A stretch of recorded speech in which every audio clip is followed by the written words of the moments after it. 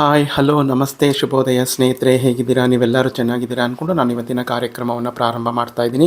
ನಾನು ನೋಡಿ ಇವತ್ತು ಒಂದು ಸೂಪರ್ ಆಗಿರತಕ್ಕಂಥ ಒಂದು ಗೊಜ್ಜನ್ನು ಮಾಡ್ತಾಯಿದ್ದೀನಿ. ಈ ಗೊಜ್ಜು ಬೆಳಗಿನ ತಿಂಡಿಗೂ ಆಗುತ್ತೆ, ಊಟಕ್ಕೂ ಆಗುತ್ತೆ, ಎಲ್ಲದಕ್ಕೂ ಆಗುತ್ತೆ. ಕೊನೆಗೆ ಮಿಕ್ಕಿದ್ರೆ ನೀವು ಮಾರನೇ ದಿನ ಚಿತ್ರಾನ್ನನೂ ಸಹ ಕಲಿಸ್ಕೋಬೋದು. ಅಂಥ ಒಂದು ರುಚಿಕರವಾದಂಥ ಒಂದು ಗೊಜ್ಜನ್ನು ಮಾಡ್ತಾಯಿದ್ದೀನಿ. ಮಾಡೋ ವಿಧಾನ ಶೇರ್ ಮಾಡ್ತೀನಿ, ಬನ್ನಿ ನೋಡುವಿರಂತೆ. ಈಗ ಮೊದಲಿಗೆ ಈ ಬಾಣಲೆ ಇಟ್ಕೊಂಡು ಬಿಸಿಯಾಗಿದೆ, ಇದಕ್ಕೆ ಕಡಲೆಕಾಯಿ ಎಣ್ಣೆಯನ್ನು ತೆಗೆದು ಹಾಕ್ಕೊತಾ ಇದ್ದೀನಿ. ನೋಡಿ ಸ್ನೇಹಿತರೆ, ಎಣ್ಣೆ ಕಾದು ಬಂದಿದೆ. ಈಗ ನಾನು ಸಾಸಿವೆ ಜೀರಿಗೆ ಎರಡನ್ನು ಹಾಕ್ತಾ ಇದ್ದೀನಿ. ಅದು ಚಿಟಪಟ ಅಂತ ನೋಡಿ, ಚಿಟಪಟ ಅಂತ ಸಿಡಿತಾ ಇದೆ.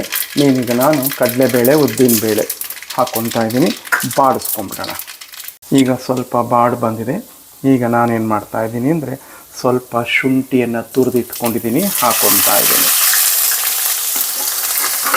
ಶುಂಠಿಯನ್ನು ಬಾಡಿಸ್ಕೊಂಡಾದಮೇಲೆ ಒಂದು ದಪ್ಪಗೆಂಡೆ ಈರುಳ್ಳಿಯನ್ನು ಈ ರೀತಿ ಹೆಚ್ಕೊಂಡಿದ್ದೀನಿ. ನೀವು ಉದ್ದುದಕ್ಕೆ ಬೇಕಾದ್ರೂ ಹೆಚ್ಕೊಳ್ಳಿ. ಸ್ವಲ್ಪ ಹಸಿಮೆಣಸಿನ್ಕಾಯಿ, ಕರಿಬೇವು ಇದಿಷ್ಟನ್ನು ಒಟ್ಟಿಗೆ ಹಾಕ್ಕೊತೀನಿ. ನೋಡಿ ಸ್ನೇಹಿತರೆ, ಎಲ್ಲ ಈಗ ಸ್ವಲ್ಪ ಬಾಡಿ ಬಂದಿದೆ. ಇಲ್ಲಿ ನಾನು ಒಂದು 3 ಮೈಸೂರು ಬದನೆಕಾಯನ್ನು ಹೆಚ್ಕೊಂಡು ನೀರೊಳಗಡೆ ಹಾಕ್ಕೊಂಡಿದ್ದೆ. ನಿಮಗೆ ಬದನೆಕಾಯಿ ತಿನ್ನೋಕ್ಕೆ ಇಷ್ಟ ಇಲ್ಲದೆ ಇರೋರು ಬದನೆಕಾಯಿನ ಸ್ಕಿಪ್ ಮಾಡಿ ನೀವು ದಪ್ಪ ಮೆಣಸಿನ್ಕಾಯಿನ ಅಂದರೆ ಕ್ಯಾಪ್ಸಿಕಮ್ ಯೂಸ್ ಮಾಡ್ಬೋದು. ನಾವು ಬದನೆಕಾಯಿನ ತುಂಬ ಇಷ್ಟಪಡ್ತೀವಿ, ಹೇರಳವಾಗಿ ಉಪಯೋಗಿಸ್ತೀವಿ, ತಿಂತೀವಿ. ಆದ್ದರಿಂದ ನಾನು ಬದನೆಕಾಯನ್ನು ಉಪಯೋಗಿಸಿದ್ದೀನಿ. ಸ್ನೇಹಿತರೆ ನೋಡಿ, ಈ ಸಮಯದಲ್ಲಿ ನೀವು ಬೇಕಾದರೆ ಇದಕ್ಕೆ ಬೆಳ್ಳುಳ್ಳಿ, ಚಕ್ಕೆ, ಮೊಗ್ಗು ಏನು ಬೇಕಾದರೂ ಹಾಕ್ಕೋಬೋದು ನೀವು ಒಗ್ಗರಣೆಗೆ, ಅದರಲ್ಲಿ ಏನು ಅಭ್ಯಂತರ ಇಲ್ಲ. ಇಲ್ಲಿ ನಾನು ಹಸಿ ಕಡಲೆಕಾಯಿ ಬೀಜ 1 ಕಪ್ ಹಾಕ್ಕೊಂಡಿದ್ದೀನಿ. ನೀವು ಮಾಮೂಲಿ ಕಡಲೆಕಾಯಿ ಬೀಜ ನಾವು ತರ್ತೀವಲ್ಲ, ಒಣಗಿರೋದು ನೆಲಗಡಲೆ, ಅದನ್ನು ಬೇಕಾದ್ರೂ ಹಾಕ್ಕೋಬೋದು. ನಾನು ಹತ್ರ ಹಸಿ ಕಡಲೆಕಾಯಿ ತಂದಿದ್ದೆ, ಅದನ್ನು ಹಾಕ್ಕೋತಾ ಇದ್ದೀನಿ. ಇದನ್ನೇನು ಒಗ್ಗರಣೆಯಲ್ಲೇ ಇದು ಸಾಸಿವೆ ಜೀರಿಗೆ ಹಾಕಿದಾಗಲೇ ಹಾಕಬೇಕು ಅಂತ ಏನಿಲ್ಲ. ನಾನು ಒಂದು ತಟ್ಟೆಯನ್ನು ಮುಚ್ಚಿ ಸ್ವಲ್ಪ ಬೇಯಿಸ್ಕೊತಾ ಇದ್ದೀನಿ. ನೋಡಿ ಸ್ನೇಹಿತರೆ, ಸ್ವಲ್ಪ ಎಲ್ಲ ಬೆಂದು ಬಂದಿದೆ.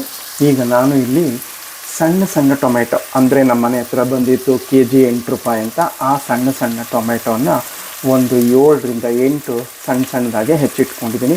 ಅದನ್ನು ಹಾಕ್ಕೋತಾ ಇದ್ದೀನಿ. ಸ್ನೇಹಿತರೆ, ಈಗ ಸ್ವಲ್ಪ ಅಡಿಗೆ ಅರಿಶಿಣವನ್ನು ಹಾಕ್ಕೊತಾ ಇದ್ದೀನಿ. ಇದನ್ನು ಮಿಕ್ಸ್ ಮಾಡಿ ನಂತರ ತಟ್ಟೆಯನ್ನು ಮುಚ್ಚಿ ಮತ್ತೆ ಸ್ವಲ್ಪ ಬಾಡಿಸ್ಕೊತೀನಿ. ಸ್ನೇಹಿತರೆ, ನಾನೀಗ ರುಚಿಗೆ ತಕ್ಕಷ್ಟು ಕಲ್ಲುಪ್ಪು ಹಾಕ್ಕೊತಾ ಇದ್ದೀನಿ. ಮತ್ತು ಪುಡಿ ಹಿಂಗು.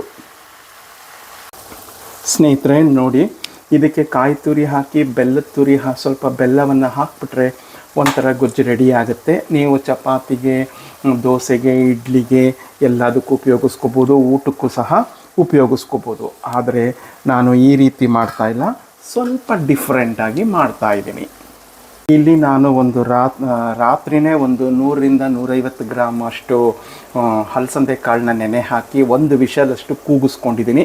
ನೋಡಿ, ಒಂದೇ ವಿಷಲ್ಗೆ ಎಲ್ಲ ಬೆಂದೋಗಿದೆ. ಇದನ್ನು ಹಾಕ್ಕೊತಾ ಇದ್ದೀನಿ. ಈಗ ನಾನು ಹೇಳಿದ್ನಲ್ಲ, ಸ್ವಲ್ಪ ಡಿಫ್ರೆಂಟಾಗಿ ಮಾಡ್ಕೊತಾ ಇದ್ದೀನಿ ಅಂತ. ಬಹಳ ಚೆನ್ನಾಗಿರುತ್ತೆ, ಅದ್ಭುತವಾಗಿರುತ್ತೆ, ತಿನ್ನೋಕ್ಕಂತೂ ಹೇಳಿ ಮಾಡಿಸ್ದಂಗಿರುತ್ತೆ. ಸ್ನೇಹಿತರೆ, ನಾನು ಹಲಸಂದೆ ಕಾಳನ್ನ ಕುಕ್ಕರಲ್ಲಿ ಕೂಗಿಸ್ಕೊಂಡಿರೋದ್ರಿಂದ ಬೇಯಿಸೋ ಅವಶ್ಯಕತೆ ಇಲ್ಲ. ಈಗ ನಾನಿಲ್ಲಿ ಬಿಸಿಬೇಳೆ ಬಾತ್ ಪುಡಿ ಮಾಡಿದ್ದೆ, ನಿಮಗೆ ಅಪ್ಲೋಡ್ ಸಹ ಮಾಡಿದ್ದೆ. ಆ ಪುಡಿ ಮಿಕ್ಕಿತ್ತು, ಅದರಲ್ಲಿ ಒಂದು 4 ಸ್ಪೂನಷ್ಟು ಪುಡಿಯನ್ನು ಹಾಕ್ಕೋತಾ ಇದ್ದೀನಿ. ಇದು ನಿಮ್ಮ ಹತ್ರ ಇಲ್ಲ ಅಂತಂದರೆ ತಿಳಿ ಸಾರು ಪುಡಿ ಇದ್ದರೂ ಹಾಕ್ಕೊಳ್ಳಿ, ಇಲ್ಲ ಅಂತಂದರೆ ಮಾಮೂಲಿ ನಾವು ಹುಳಿ ಪೌಡ್ರ್ ಇರುತ್ತಲ್ಲ, ಅದನ್ನು ಬೇಕಾದರೂ ಹಾಕ್ಕೊಳ್ಳಿ, ತುಂಬ ಚೆನ್ನಾಗಿರುತ್ತೆ. ಈಗ ಇದಕ್ಕೆ ಸ್ವಲ್ಪ ಹುಣಸೆ ಹುಳಿ ಬಿಡ್ತಾ ಇದ್ದೀನಿ. ಇಲ್ಲಿ ತೆಂಗಿನಕಾಯಿ, ಕೊಬ್ಬರಿ ಬಳಸೋ ಅವಶ್ಯಕತೆ ಇಲ್ಲ. ನಿಮಗಿಷ್ಟ ಇದ್ದರೆ ನೀವು ಬಳಸ್ಕೊಳ್ಳಿ. ಇದನ್ನೆಲ್ಲ ಮಿಕ್ಸ್ ಮಾಡ್ಕೊಂಬಿಡೋಣ. ಈಗ ಸ್ನೇಹಿತರೆ ನೋಡಿ, ನೀವು ಈ ರೀತಿ ಗಟ್ಟಿಗೆ ಬೇಕಾದರೂ ಇಟ್ಕೋಬೋದು. ನಾನು ಇಷ್ಟೊಂದು ಗಟ್ಟಿನ ಉಪಯೋಗಿಸಲ್ಲ, ನನಗೆ ಊಟಕ್ಕೂ ಆಗುತ್ತೆ, ಬೆಳಗ್ಗೆ ತಿಂಡಿಗೂ ಆಗುತ್ತೆ. ನಾನು ಮೆಂತ್ಯ ದೋಸೆ ಮಾಡಿದ್ದೀನಿ, ಅದಕ್ಕೂ ಸಹ ಆಗುತ್ತೆ. ಆದ್ದರಿಂದ ಈ ಗೊಜ್ಜಿಗೆ ನಾನು ಬೇಯಿಸ್ಕೊಂಡಿದ್ನಲ್ಲ ಹಲಸಂದೆ ಕಾಳು ನೀರು ಬಸ್ತಿಟ್ಕೊಂಡಿದ್ನಲ್ಲ ಆ ನೀರನ್ನ ಸ್ವಲ್ಪ ಸೌಟಲ್ಲಿ ಹಾಕ್ಕೊತಾ ಇದ್ದೀನಿ. ನಿಮಗೆ ಎಷ್ಟು ತೆಳ್ಳಗೆ ಬೇಕೋ ಆ ಹದಕ್ಕೆ ಮಾಡ್ಕೊಳ್ಳಿ. ಇದರಿಂದ ನಿಮಗೆ ಊಟಕ್ಕೂ ಆಗುತ್ತೆ. ಮಿಕ್ಕಿದ್ರೆ ಮಾರನೇ ದಿನ ನೀವು ಚಿತ್ರಾನ್ನನ ಸಹ ಕಲಿಸ್ಕೋಬೋದು. ಇದೇನು ಕೆಟ್ಟೋಗೋದಿಲ್ಲ, ಯಾಕೆಂದರೆ ನಾವು ತೆಂಗಿನಕಾಯಿ ಕೊಬ್ಬರಿ ಏನು ಹಾಕಿರೋದಿಲ್ಲ. ನೀವು ಫ್ರಿಡ್ಜಲ್ಲೆಲ್ಲ ಹೊರಗಡೆನೇ ಹಾಗೆ ಇಡ್ಬೋದು. ಈಗ ನೋಡಿ ಬೆಲ್ಲವನ್ನು ಸಹ ಹಾಕ್ತಾಯಿದ್ದೀನಿ. ಮಸ್ಟ್ ಆ್ಯಂಡ್ ಶುಡ್ ನೀವು ಬೆಲ್ಲ ಹಾಕಲೇಬೇಕು. ಸ್ನೇಹಿತರೆ ನೋಡಿ ಕುದೀತಾ ಇದೆ. ಹುಳಿ ಉಪ್ಪು ಖಾರ ಎಲ್ಲ ನೋಡಿದೆ ಕರೆಕ್ಟಾಗಿದೆ. ಇಲ್ಲಿ ನಾನು ಮುಂಚೆ ಹಸಿಮೆಣಸಿನ್ಕಾಯಿನೂ ಹಾಕಿದ್ದೆ. ಸೊ ನೀವು ಮಕ್ಕಳಿರೋರು ನೋಡಿಕೊಂಡು ಬಿಸಿಬೇಳೆ ಬಾತ್ ಪುಡಿನ ಅಥವಾ ಹುಳಿ ಪೌಡ್ರೋ ತಿಳಿಸಾರು ಪೌಡ್ರೋ ನೋಡಿಕೊಂಡು ಹಾಕ್ಕೊಳ್ಳಿ. ಈಗ ಹುಳಿ ಉಪ್ಪು ಖಾರ ಎಲ್ಲ ಅದ್ಭುತವಾಗಿದೆ. ನೋಡಿದೆ ಕರೆಕ್ಟಾಗಿದೆ, ತುಂಬ ಚೆನ್ನಾಗಿ ಬಂದಿದೆ. ಈಗ ಕೊನೆಯಲ್ಲಿ ನಾನು ಕೊತ್ತಂಬರಿ ಸೊಪ್ಪನ್ನು ಹಾಕ್ತಾಯಿದ್ದೀನಿ. ಇಷ್ಟೇ. ಇದಕ್ಕೆ ನೀವು ಅನ್ನಕ್ಕೆ ಬೇಕಾದ್ರೂ ಕಲಿಸ್ಕೊಂಡು ತಿನ್ಬೋದು. ಬಿಸಿ ಅನ್ನಕ್ಕೆ ಚಿತ್ರಾನ್ನದ ಥರ ಆಗುತ್ತೆ ಈ ಗೊಜ್ಜನ.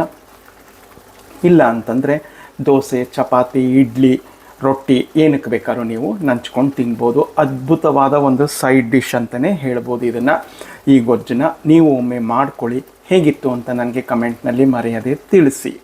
ಮತ್ತೊಂದು ಆರೋಗ್ಯಕರವಾದ ಹಾಗೂ ಇಂಟರೆಸ್ಟಿಂಗ್ ವಿಡಿಯೋ ಒಂದಿಗೆ ಬರ್ತೀನಿ.